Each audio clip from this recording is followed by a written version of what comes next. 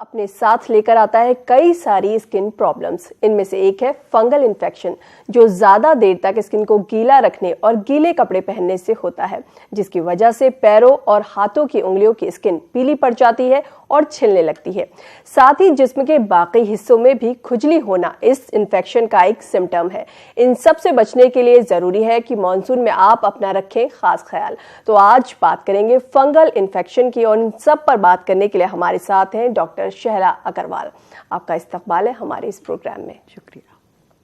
नाजरीन, आप भी हमारे इस प्रोग्राम में शामिल हो सकते हैं। हमारे नंबर्स लगातार आपकी टीवी स्क्रीन पर फ्लैश हो रहे हैं। हमारे नंबर्स हैं 0120669387, 0120669389 और 9205353184। इन नंबर्स पर आप हमें कॉल कर सकते हैं और फंगल इन्फेक्शन से जुड़ा कोई भी सवाल हमसे पूछ सकते हैं। डॉक्टर शैला, आज बात करेंगे फंगल इन्फेक्शंस की, क्योंकि बरसात में ये लोगों को सबसे ज्यादा परेशान करते हैं। तो पहले समझेंगे कि फंगल इन्फेक्शन है क्या और किस वजह से होते हैं। फंगस जो है हमारी बॉडी जो है उस पर काफ़ी सारे चीज़ें रहती हैं, माने वो उनका घर है जिसके अंदर बहुत सारे बैक्टीरिया हैं, बहुत सारे फंगस हैं। जिस तरह के अलग अलग कीटाणु होते हैं उसमें से फंगस भी एक है। ये ज़रूरी है हमारी स्किन के ऊपर, क्योंकि जैसे हमारा पसीना आ रहा है, बाकी सिक्रीशंस हैं, तो उनको न्यूट्रलाइज करने के लिए ये फंगस काम आता है। लेकिन जब मौसम ह्यूमिड होने लगता है, जब आपके बॉडी में पसीना ज़्यादा आ रहा है, सूखापन नहीं है, वहाँ पर इस फंगस की तादाद इतनी बढ़ जाती है कि ये इन्फेक्शन करने लगता है। तो फंगस होना बॉडी के ऊपर नॉर्मल बात है, लेकिन फंगल इन्फेक्शन तक लेवल तक पहुँचना वो कहीं ना कहीं आपकी बॉडी के अंदर कुछ ना कुछ कमी हो रही है, जिसकी वजह से हो रहा है। जी, एक कॉलर हमारे साथ जुड़े हैं, इनका सवाल सुनते हैं। हेलो। अस्सलाम वालेकुम। वालेकुम सलाम। बताएं क्या सवाल है आपका। मैं सबसे पहला ईटीवी का शुक्रगुजार हूँ। जी। ईटीवी वालों का शुक्रगुजार हूँ। जी, बहुत बहुत शुक्रिया, आप हमारा प्रोग्राम पसंद कर रहे हैं। सवाल बताएं, क्या सवाल है आपका। कि मैं जूस में काम करता हूँ और मेरे फेस में पूरा काला हुआ है। उस काले के लिए मैं क्या करना चाहता हूँ। अच्छा जी, धूप में काम करने से जो कालापन होता है, वो कालापन अगर आप इमिडिएटली उसका ध्यान रखते रहें। पहली बात तो धूप जो ख़राब होती है वो 11 से 4 बजे की होती है। मैं बहुत शॉर्ट में बता रही हूँ क्योंकि आज हम इन्फेक्शन के ऊपर बात कर रहे हैं। यहाँ पर हमारा टैनिंग और मिलाजमा की बात हो गई है। 11 से 4 बजे की धूप में अगर आप काम कर रहे हैं तो कोशिश करिए कि एक कैप लगा के काम करें, सनस्क्रीन लगा के काम करें, कैलामीन लोशन लगा के काम करें। उसके बाद जब आप छांव में जाते हैं तो कोशिश कीजिए कि अच्छी तरह मुंह धो के उस पर चाहे आप एक प्लेन मुल्तानी मिट्टी लगाएं, ताकि जो टैनिंग हो गई है वो नॉर्मल हो जाए। अगर आप ये सब नहीं करेंगे तो कलर जो है एक के बाद एक शेड डार्क होता चला जाएगा। धूप से जहां तक बात है कि मॉनसून में होता यह है कि धूप थोड़ी सी कम हो जाती है, तो आपके जो कपड़े धोके भी आपने डाले उनमें भी एक हल्की सी नमी रह जाती है। और उसी नमी वाले कपड़ों को जब आप पहनते हैं, खासकर अंडरगारमेंट्स, तो वो कहीं ना कहीं वो एक माहौल ऐसा बना देता है कि फंगस को पनपने का मौका मिल जाता है। तो सबसे जरूरी ये है कि बरसात के अंदर आपको अपने अंडरगारमेंट्स को आयरन करके, प्रेस करके पहनना है। देखिए, ऊपर के कपड़े तो प्रेस हो जाते हैं, पर वो नमी वाले कपड़े जो हैं वो इसी तरह पहने चले जाते हैं। तो यही वजहें हैं बहुत सारी कि जिससे फंगल इन्फेक्शन आप ध्यान नहीं देते, शुरू में बहुत थोड़ा हुआ और उसके बाद वो बढ़ गया। जी, अच्छा, आपके पास तो बहुत सारे पेशेंट्स आते होंगे इसे लेकर के, तो क्या कितने टाइप्स का देखने के लिए मिलता है जो फंगल इन्फेक्शन है। फंगस जो है, हम जो डिफरेंशिएट करते हैं वो साइट ऑफ इन्फेक्शन से डिफरेंशिएट करते हैं। फंगस 3 तरह की हैं, हेयर का अलग है, स्किन का अलग है, नेल का अलग है। उससे एक आम आदमी को कोई लेना देना नहीं है, वो हमारी सरदर्दी है, क्योंकि हमें क्या दवा देनी है वो उस पर डिपेंड करता है। आपके लिए जो इम्पोर्टेंट है वो ये है कि क्या वो बगल में हो रहा है, क्या वो जांग में हो रहा है, वो नेल में है, क्या वो उंगलियों की बीच में है, क्योंकि इसके ऊपर डिपेंड करेगा कि हम दवा कौन सी देंगे और कितने दिन देंगे। जी, अच्छा, क्या ये एरिया के हिसाब से भी होता है? जैसे कोई गर्म जगह है तो वहाँ पर जो फंगल इन्फेक्शंस है वो कुछ अलग तरह के होंगे, अगर कोई ठंडी जगह है तो वहाँ के फंगल इन्फेक्शंस अलग तरह के होंगे। नहीं, फंगस जो है, ह्यूमन फंगस की जो जीन्स हैं वो एक ही हैं। अच्छा। जगहों पे, जगह का मतलब है कि शरीर के अलग अलग हिस्सों पे अलग अलग फंगस इन्फेक्ट करती है। जैसे सर में जो फंगस होती है वो बच्चों में होती है, वो अलग से ट्राइकोफाइटॉन होते हैं। जो आपकी उंगलियों के बीच में हो रही है, जिसे हम एथलीट्स फुट बोलते हैं। एथलीट्स फुट क्यों बोलते हैं? एथलीट्स फुट का मतलब है कि वो जो एथलीट होते हैं वो बहुत देर तक जूते और मोजे पहने रहते हैं, उनके पैरों को हवा नहीं लगती, तो इसलिए फंगस जो है उंगलियों के बीच में फंगस होती चली जाती है। तो जैसे लंबे ऑफिस आवर्स लोगों के बढ़ते चले जा रहे हैं और वो शू पहनने का जो टाइम है, वक्फा है, वो बढ़ता चला जा रहा है, तो फंगस को पनपने का मौका बहुत मिल रहा है। जी, एक कॉलर हमारे साथ जुड़ गए हैं, इनका सवाल सुनते हैं। हेलो हेलो, क्या आपको आवाज आ रही है हमारी? हेलो, लगता है किसी वजह से हमारा इनसे राब्ता नहीं हो पाया। एक कॉलर हमारे साथ और है, उनका भी सवाल सुनते हैं। हेलो। हाँ, हेलो जी, बताएं क्या सवाल है आपका? वो पिंपल्स आने के बाद चेहरे पे गड्ढे हो गए, तो उसके लिए क्या करना चाहिए? जी, ठीक है। वैसे तो आज फंगल इन्फेक्शंस की बात हो रही है, लेकिन पिंपल्स और जो गड्ढे हो जाते हैं उसके लिए आपको डॉक्टर के पास जाना पड़ेगा, बिकॉज कितना गहरा स्कार है उसके ऊपर ट्रीटमेंट डिपेंड करेगी। क्या वो डर्माब्रेशन से ठीक होगा, क्या वो लेजर से ठीक होगा, वो टीवी पे बताना ऑलमोस्ट नामुमकिन है। फंगल इन्फेक्शन के साथ दिक्कत आजकल क्या हो रही है कि हमारा जो माशरा है, जो सोसाइटी है, उसमें फंगस बहुत ज्यादा रेजिस्टेंट हो रहा है दवाओं से। रेजिस्टेंट का मतलब है, पहले आप 10 दिन की दवा दिया करते थे, वो फंगल इन्फेक्शन बिल्कुल ठीक हो जाता था। बल्कि लोग आमतौर पर घर में अपने आप बहुत सारे देसी नुस्खे किया करते थे और वो ठीक हो जाता था। लेकिन अब हालत ये है कि हम महीना महीना भी दवा देते हैं तो भी वो इन्फेक्शन ठीक नहीं हो पा रहा है, बिकॉज फंगस ने वो रेजिस्टेंस इतनी ज्यादा डेवलप कर ली है। अब वो क्यों हुआ? वो इसलिए हुआ क्योंकि आधी अधूरी दवाएं की गई। पहले आपने खुद की, फिर आपके जो दादी नानी ने कहा वो किया, फिर आप केमिस्ट के यहाँ गए, फिर आपके जनरल फिजिशियन ने किया, उसके बाद आप इलाज करने के लिए डर्मेटोलॉजिस्ट के पास पहुंचे। तो कहीं ना कहीं फंगल इन्फेक्शन आजकल मरीज से ज्यादा शायद डॉक्टरों की आफत बनी हुई है, बिकॉज हमारा काम है ठीक करना, मरीज का काम है हम तक आना। हमारे आने के बाद भी वो ठीक नहीं हो पा रहा है।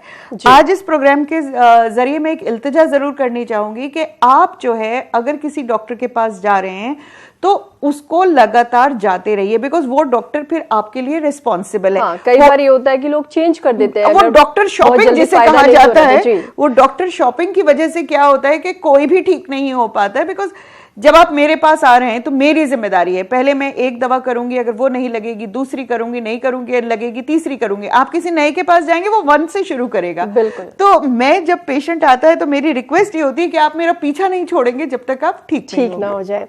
अच्छा, ये जो फंगल इन्फेक्शन है, अगर ये किसी को फैमिली में हो जाए, किसी को हो जाता है, तो क्या ये एक से दूसरे में फैल सकता है? बिल्कुल फैल सकता है। और एक्चुअली कई बार क्या होता है कि खासकर जो टीनिया क्रूरिस है, जो जांग में इन्फेक्शन है या बटक्स के आसपास है, वो पब्लिक टॉयलेट से भी बहुत आता है। तो अगर वो साफ नहीं है तो वहां से आप इन्फेक्शन ले आए। उसके बाद घर में, क्योंकि सब वही बाथरूम इस्तेमाल कर रहे हैं, उसके अलावा कई बार लोगों के यहाँ तौलिए भी एक दूसरे के इंटरचेंज हो जाते हैं, तो इन्फेक्शन होने का खतरा बढ़ जाता है। देखिए, अगर आप ससेप्टेबल हैं, अगर आपकी इम्यूनिटी कम है, एक्सट्रीम्स ऑफ एजेस हैं जिसमें बच्चे और बूढ़े आते हैं, तो उनको कोई भी इन्फेक्शन होना बहुत आसान होता है। तो बाहर से कोई लेके आया और सफर ये लोग करते हैं। एक कॉलर हमारे साथ जुड़ गए हैं, सवाल सुनते हैं। हेलो हेलो हेलो, जी बताएं क्या सवाल है आपका? अस्सलाम वालेकुम। वालेकुम सलाम। मैडम, हिमाचल प्रदेश के सरकाघाट मंडी से नागेंद्र सिंह नेगी बोल रहा हूँ। जी मैडम, मेरा सवाल ये है, 2 सवाल हैं कि एक तो ये जो साबुन हम बदल बदल के लगाते हैं, तरह तरह के खुशबूदार, इनकी वजह से जो समस्या आती है, और क्या रोज रोज साबुन लगाना जरूरी है? कितनी बार साबुन लगाना जरूरी है जी? और दूसरा सवाल ये है कि जो हर कोई डाई करता है तरह तरह की, कोई हाइड्रोजन से बालों को, तो ये इसकी वजह से जो समस्या आ रही है, ये बहुत बड़ी एक प्रॉब्लम है जी। और ये जो ये है मैडम कि मिसिज के मेरे ये जो बालों के बीच में जो मांग वाला जो पोर्शन होता है, जहाँ पर सिंदूर भरते हैं, तो उसमें इन्फेक्शन है जी। तो उसमें वो लाल रहती है वो जगह, वो डाई भी करती हैं, शुरू में मांग में सिंदूर भी भरती थी, तो उसकी वजह से बहुत प्रॉब्लम होती है और वो लगातार वो ठीक नहीं रही, वो सफेद हो गई है वो चमड़ी जी। अच्छा, धन्यवाद जी, ठीक है। नेगी साहब, साबुन जो है, साबुन हम क्योंकि एक ट्रॉपिकल कंट्री, हम ऐसे प्रदेश में रहते हैं जहां पर पोल्यूशन भी है, जहां पर इन्फेक्शन भी है। ठंडा प्रदेश होता है, यूरोप है, वहाँ वो जो आपके कीटाणु है वो पनप ही नहीं पाते। पर हमारी कंट्री में हमें साबुन लगाना जरूरी होता है। पूरी बॉडी पे नहीं भी लगाएं तो जहां पर बॉडी फोल्ड्स हैं, बगल है, जांग है, क्योंकि वहां पर पसीना और इन्फ्लेमेशन और पोल्यूशन इकट्ठे होकर आपको दिक्कत करते हैं। जो इंपॉर्टेंट बात है वो ये है कि आपको एंटीसेप्टिक सोप की जरूरत नहीं है। इतने भी कीटाणु नहीं है कि आपको रोज एक एंटीसेप्टिक सोप से नहाना पड़े। तो एक नॉर्मल से साबुन से नहाना हिंदुस्तान में हमारे लिए जरूरी है और शायद इसीलिए ये हमारी संस्कृति का हिस्सा है। फ्रांस में आप देखेंगे कि वो नहाते ही नहीं है, वो परफ्यूम से काम चला लेते हैं। उनके यहाँ चल जाता है, हमारे यहाँ नहीं चलेगा। हमारे यहाँ होगा ये कि फंगल इन्फेक्शन और ज्यादा हो जाएगा। जहां तक हेयर कलर की बात है, हेयर कलर आज की नेसेसिटी है। जब तक आपको इन्फेक्शन नहीं होता तब तक आप लगाते रहिए। प्रोफेशनल कलर का इस्तेमाल ज्यादा करें। और जहां तक आपकी वाइफ की मांग की इन्फ्लेमेशन, इन्फेक्शन का, वो एक इरिटेंट रिएक्शन होता है, डॉक्टर को दिखाइए ताकि वो दवा शुरू करे, नहीं तो वो सफेदी जो है वो बढ़ती चली जाएगी। जी, जैसे इन्होंने सवाल पूछा कि साबुन किस तरह का इस्तेमाल करें और क्या बार बार चेंज करने से भी प्रॉब्लम हो सकती है। तो जो हमारे व्यूअर्स हैं वो ये जरूर जानना चाह रहे होंगे कि ये जो मौसम है मानसून का, इसमें किस तरह के प्रोडक्ट्स वो इस्तेमाल करें जिससे इस तरह के इन्फेक्शंस ना हो।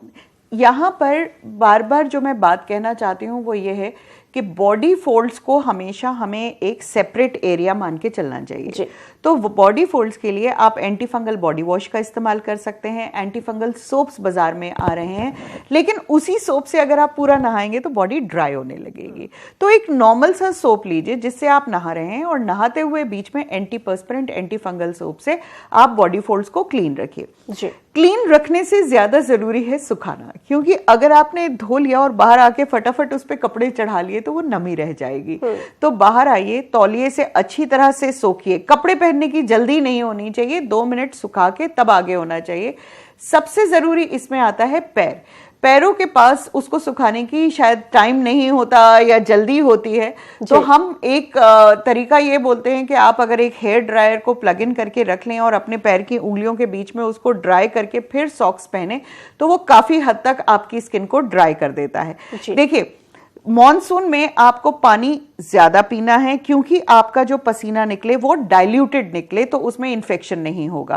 और आपको ऊपर से अपने आप को ड्राई रखना है। तो डिक्टम ये होता है कि अंदर से आप गीले रहेंगे, मतलब अंदरूनी आप पानी पिएंगे और बाहर से स्किन को आप सूखा रखेंगे। जी, जैसे आपने कहा कि पानी ज्यादा पीना है, तो क्या इसी तरह से डाइट का भी इसमें कुछ रोल है कि क्या खाएं और क्या ना खाएं? कई बार लोग ये भी कहते हैं कि इस मौसम में खमीर और ईस्ट जो होता है वो नहीं खाना चाहिए, उससे क्या प्रॉब्लम होती है? नहीं, देखिए, खमीर और ईस्ट जो है वो फंगस नहीं करेगा, ये तो पक्का है। डाइजेस्ट जो चीजें आराम से हो रही हैं, हर चीज का एक गर्म और ठंडी तासीर बोली जाती है। गर्म और ठंडी तासीर का मतलब टेक्निकली ये है ग्लाइसीमिक इंडेक्स, कि जब आप कोई भी चीज खाते हैं तो उसको एब्जॉर्ब, जज्ब करने में आपकी बॉडी कितना ज्यादा एनर्जी को एक्सपेंड करती है। तो इस मौसम में पहले ही एक आफत आ रही है, पसीने ज्यादा आ रहे हैं, आपका सॉल्ट लूज हो रहा है, आपको एक इन जनरल जो है थोड़ा सा थकान लग रहा है। तो इस मौसम में अगर आप कोई भी हैवी चीज जो डाइजेस्ट करने में दिक्कत होती है वो खाएंगे तो दिक्कत होगी। तो इसलिए लाइटर चीजें खाएं, मीठा कम खाएं, क्योंकि मीठा जो आप मीठा खाते हैं वो कहीं ना कहीं आपकी सिक्रीशंस में शुगर लेवल को इंक्रीज करता है, तो फंगस को पनपने की वो और ज्यादा मौका देता है। उसके अलावा जो शुगर के पेशेंट्स हैं उन्हें अपने खाने पीने का ज्यादा ध्यान रखना पड़ेगा। फंगल इन्फेक्शन उनके अंदर बहुत ज्यादा होता है। जी, अच्छा, ये जो इस तरह के इन्फेक्शंस हैं, लोग इन्हें बहुत ज्यादा सीरियसली नहीं लेते हैं, हो जाते हैं तो घर पर ही कुछ इलाज कर लेते हैं, या फिर बहुत ज्यादा प्रॉब्लम बढ़ जाती है तब डॉक्टर के पास जाते हैं, तो ऐसा क्यों करते हैं? देखिए, क्योंकि वही बात है कि छोटा सा इन्फेक्शन है, खत्म हो जाएगा। पर ये मैं आज लिटरली एक वार्निंग देना चाहती हूँ, एक रिक्वेस्ट करना चाहती हूँ कि आजकल फंगल इन्फेक्शन बहुत आफत बन गई है। वो जमाने चले गए जब आप रिंग कटर लगा के इन्फेक्शन को ठीक कर लेते थे। आजकल अगर आपका इन्फेक्शन शुरू हो रहा है तो मेहरबानी करके डॉक्टर के पास जाएं। डॉक्टर अगर 20 दिन की दवा कह रहा है तो 20 दिन की ही दवा करें। फंगल इन्फेक्शन जो है स्किन की लेयर्स में रहता है, तो जैसे जैसे लेयर निकलती है वो इन्फेक्शन ऊपर आता चला जाता है। तो जब कोई भी इन्फेक्शन होता है और आप दवा करते हैं तो शुरू के 10 दिन में आपको राहत मिल जाती है, लेकिन अगर आपने दवा उस वक्त छोड़ दी तो 10 दिन के बाद वो इन्फेक्शन वापस आ जाएगा। जी, जो ये फंगल इन्फेक्शन है आपने बताया कि क्यों होता है, किस वजह से होता है, लेकिन अगर इसे हम रोकना चाहें तो क्या ऐसी चीज़ है जो करने से हम इससे बच सकते हैं? बचने के लिए सिर्फ अपने आप को सूखा रखना है आपने। तो आप अपने बॉडी फोल्ड्स को एंटी फंगल सोप से नहाएंगे, उनको क्लीन करेंगे एक तौलिए से, बल्कि जो गमछा वाला तौलिया होता है, जो पतला तौलिया होता है, उससे अच्छी तरह सुखाएं। उसके बाद आप नॉर्मल टैल्क का इस्तेमाल कर सकते हैं, लेकिन अगर आपका वेट ज़्यादा है, अगर आपको शुगर, आपकी फैमिली में भी शुगर की हिस्ट्री है, तब आपको एंटी फंगल पाउडर पे आ जाना चाहिए। पाउडर कभी छिड़कना नहीं होता, पाउडर हाथ में लेके इस तरह से करके लगाना होता है, नहीं तो वो क्लम्प्स बना देता है और वो किसी काम का नहीं होता। तो अगर आपको इन्फेक्शन शुरू हो रहा है तो फौरन उसके इलाज के लिए जाएं और उस इलाज को जितने दिन कहा जाए उतना दिन करें। जी, जैसे आपने बताया कि एंटी फंगल और एंटी बैक्टीरियल पाउडर का इस्तेमाल करें, तो ये कहाँ पर मिलेंगे, कैसे मिलेंगे, क्या आसानी से मिल जाते हैं? हिंदुस्तान में तो हर चीज मिल जाती है। आप केमिस्ट के यहाँ जाइए और बोलिए कि एंटी फंगल पाउडर चाहिए, यहाँ पर एंटी बैक्टीरियल नहीं चाहिए। एक चीज और है, हमारी बॉडी में बैक्टीरिया और फंगस का बैलेंस होता है। अगर हमारा फंगस बढ़ता है तो बैक्टीरिया नीचे आ जाता है, लेकिन अगर हम ज्यादा इलाज ढंग से नहीं करते हैं तो कहीं ना कहीं वो इम्बैलेंस हो जाता है। तो ये बात का ध्यान रखिएगा कि अगर आपको कोई भी सिम्टम एक्सिजरेट हो रहा है, ज्यादा हो रहा है दवा लेने के बाद, तो बजाय इसके कि दवा छोड़ के या दूसरे डॉक्टर के पास जाने के, डॉक्टर को इस बात की इत्तला करें, क्योंकि वो उस सिम्टम को फिर क्यूरेट करेगा। होता क्या है कि फंगस, आजकल जब हमारे पास पेशेंट आते हैं उनके फंगस जो है बहुत ज्यादा होते हैं। मतलब नॉर्मल अगर हम 10 फिलामेंट बोलते हैं तो हमारे पास लोग आते हैं जब 1000 10,000 हुआ। अब आपने दवा शुरू की, दवा शुरू करते ही वो फंगस मरने लगता है। जब वो मरने लगता है तो उसके जो टॉक्सिन्स हैं वो बॉडी में रिलीज होते हैं, अब खुजली बढ़ जाती है। तो डॉक्टर के पास आने से पहले आप शायद बेहतर थे, आने के बाद आपकी वो प्रॉब्लम जो है वो थोड़ी बढ़ गई है। लेकिन ये बात आपको डॉक्टर को बतानी पड़ेगी, बिकॉज इस फेज को कोई भी नेगेट नहीं कर सकता। जब तक हम उसको खत्म नहीं करेंगे तब तक उसको एंड कहां करेंगे, तो कहीं ना कहीं तो आपको ये फेज झेलना पड़ेगा। बिल्कुल, ये जरूरी है कि आप जो भी प्रॉब्लम आ रही है, जो भी चेंजेस आ रहे हैं, वो डॉक्टर के साथ जरूर डिस्कस करें। फंगल इन्फेक्शन से बचने के लिए क्या प्रिकॉशंस हो सकते हैं? फंगल इन्फेक्शन से बचने के लिए आपको एक्टिवली काम करना पड़ेगा। अच्छा। आपको इस मॉनसून के मौसम में अपने आप को ड्राई रखना पड़ेगा। नहीं हुआ इन्फेक्शन तो ये मत सोचिए नहीं हो सकता। हाँ। फंगस हम सबके अंदर है, तो आप उसको वो कंडीशंस ही नहीं बनाइए कि वहां पर इन्फेक्शन हो जाए।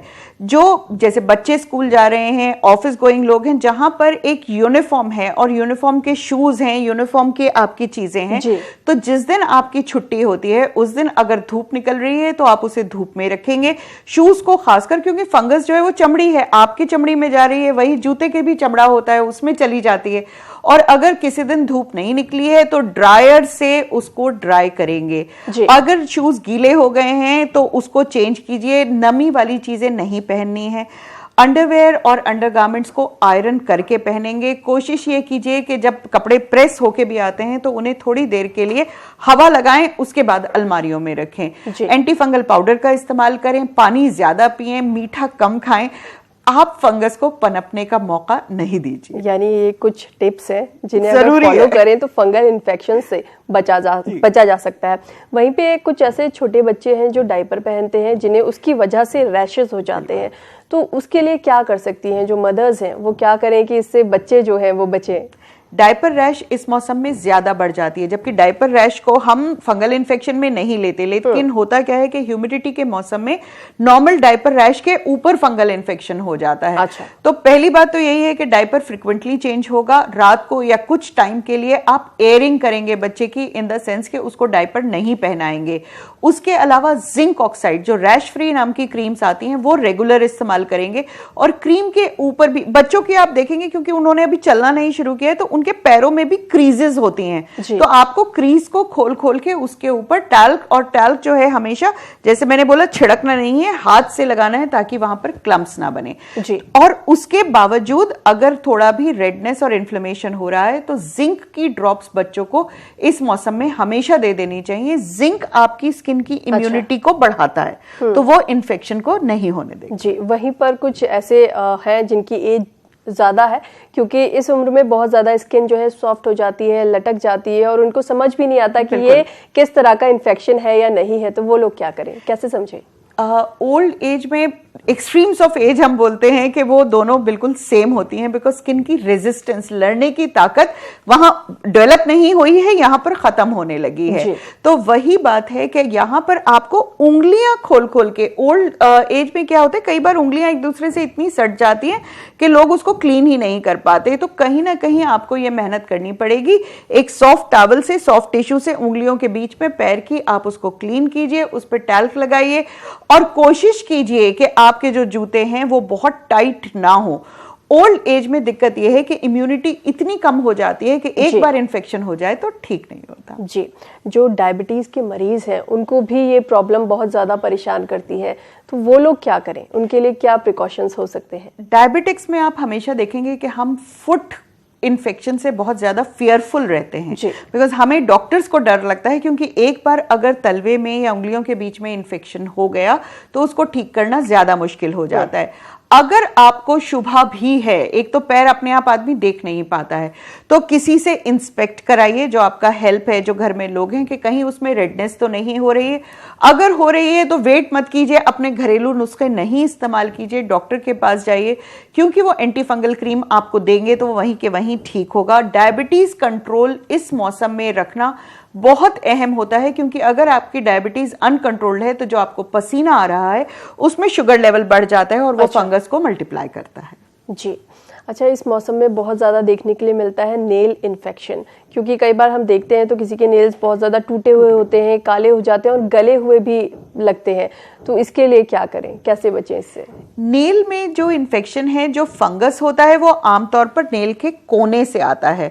तो मॉनसून में फंगस इन्फेक्शन नेल का बढ़ जाए ऐसी बात नहीं होती, लेकिन मॉनसून में जो पैरोनिकिया, जो नेल के चारों तरफ सूजन हो जाती है, इन्फ्लेमेशन हो जाती है, पस पड़ने लगती है, वो बढ़ जाता है, तो आपका नेल कहीं ना कहीं अनस्टेबल हो जाता है। और जब भी नेल अनस्टेबल होता है, अनस्टेबल का मतलब है नेल बेड है, नेल के ऊपर ये नेल बेड के ऊपर ये नेल चिपका हुआ है, जब इनके बीच में जगह मौजूद होने लगती है तो उसमें सारे इन्फेक्शन जमा होने लगते हैं।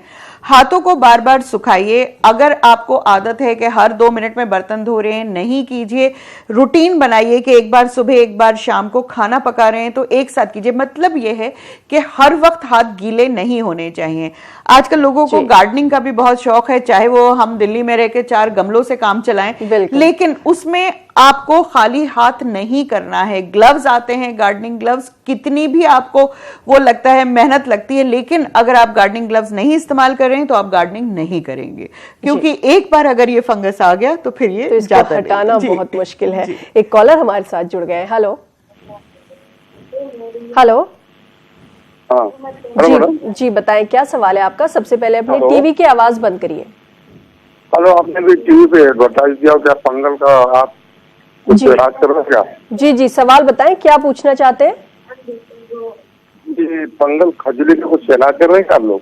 जी जी, फंगल का इलाज के लिए हम बचाव तो आपको यहाँ बता सकते हैं कि आप एक एंटीपर्स्पिरेंट सोप इस्तेमाल करें, आप एंटी फंगल पाउडर इस्तेमाल करें, लेकिन अगर आपको फंगल इन्फेक्शन हो गया है तो आपको दवा खानी भी पड़ेगी और लगानी भी पड़ेगी। और दूसरी चीज यह है कि फंगस जहां नजर आता है उसके 2 इंच आगे तक होता है, इन द सेंस कि अगर आपको लाल चकत्ता नजर आ रहा है तो जब आप दवा लगाएंगे तो उसको और ज्यादा फैला के लगाएंगे। आपने 10 दिन दवा खाई, उसके बाद वो ठीक हो गया, लेकिन अगर आपके डॉक्टर ने बोला है कि 20 दिन खाना है तो आपको 20 दिन खाना पड़ेगा। रूल ऑफ 2 हम बोलते हैं कि जहां भी इंफेक्शन है वहां से 2 इंच आगे तक आप दवा लगाएंगे। अगर आपको 10 दिन में ठीक हो रहा है तो इंटू 2 यानी कि 20 दिन तक आप दवा खाएंगे। अगर आप ये सब करते हैं, फंगल इन्फेक्शन को जितना जल्दी आप ठीक कर लें उतना अच्छा है, नहीं तो ये पूरे परिवार में फैल जाता है और फिर ठीक करना बहुत मुश्किल है। जी डॉक्टर शैला, वक्त हमारे पास थोड़ा कम है, लेकिन चलते चलते एक आखिरी सवाल आपसे ज़रूर पूछना चाहूँगी। जैसे हम बात कर रहे थे नेल इन्फेक्शन की, तो ये किन लोगों को ज़्यादा होने के चांसेस रहते हैं? इन्फेक्शन जो है, जो हमेशा people who are prone to infection, वो बड़ा सीधा सीधा है। एक्सट्रीम्स ऑफ एज, डायबिटिक्स या जिनको अनीमिया है, जिनकी इम्यूनिटी लो है, हाइपोथायराइड है, यहाँ पर स्किन ड्राई हो जाती है। जब भी आपकी नॉर्मल स्किन का काम क्या है, स्किन का काम यह है कि कोई भी इंफेक्शन अंदर नहीं जाने पाए। तो जब भी ये कॉम्प्रोमाइज हो रही है, चाहे वो थायराइड की वजह से हो रही है, अगर आप प्रोलॉन्ग, आपको कोई आजकल डेंगू चिकनगुनिया इतना चल रहा है, वायरल चल रहा है, तो कहीं ना कहीं आपकी इम्यूनिटी खत्म हो रही है। और इम्यूनिटी खत्म होते ही अगर आपने छोटी छोटी बातों का ध्यान नहीं रखा, फंगस तो हम सबके अंदर है, उसको पनपने नहीं दीजिए। जी, फिर भी अगर आप हमारे व्यूवर्स को कुछ टिप्स देना चाहें कि वो क्या करें, अपने डेली रूटीन में क्या चीज़ शामिल करें और क्या ना करें? सबसे जरूरी, अपने आप को ड्राई रखिए। नहाना बहुत जरूरी है और रोज नहाना जरूरी है। और नहाना शायद सुबह इतना जरूरी नहीं है, लेकिन शाम को जब आप बाहर से आ रहे हैं या आप जिम से आ रहे हैं, उस वक्त नहाना जरूरी है। बाल अगर गीले हो जाते हैं, लंबे बाल हैं, आप रोज नहीं धो सकते, खोल के बैठिए, पंखे के आगे, कूलर के आगे बैठिए, ताकि उसकी जड़ सूख जाए, नहीं तो वहां पर फिर फंगस शुरू होने लगता है और वो डैंड्रफ के रूप में आने लगता है। उसके अलावा एंटी फंगल सोप्स का इस्तेमाल कीजिए, एंटी फंगल पाउडर का इस्तेमाल कीजिए। अगर थोड़ा बहुत इन्फेक्शन है तो उसको एक क्रीम आप लेके, आप चाहे केमिस्ट से ही ले लीजिए, लेकिन शर्त यह है कि अगर वो 10 दिन में ठीक नहीं हो रहा है तो आप डॉक्टर के पास जरूर जाएंगे। उसको अंतहीन नहीं लगाएंगे कि ठीक भी नहीं हो रहा है और क्रीम लगाए भी जा रहे हैं। जी डॉक्टर शैला, आप हमारे स्टूडियो में आए, तमाम बातें आपने हमें बताई और हमारे तमाम कॉलर्स के सवालों का जवाब आपने दिया। आपका यहाँ आने के लिए बहुत बहुत शुक्रिया। Thank you. नाजरीन, फिलहाल हमें दीजिए इजाजत, आपसे फिर मुलाकात होगी अगले हफ्ते। तब तक आप खुश रहिए, मुस्कुराते रहिए और सेहतमंद रहिए। आदाब।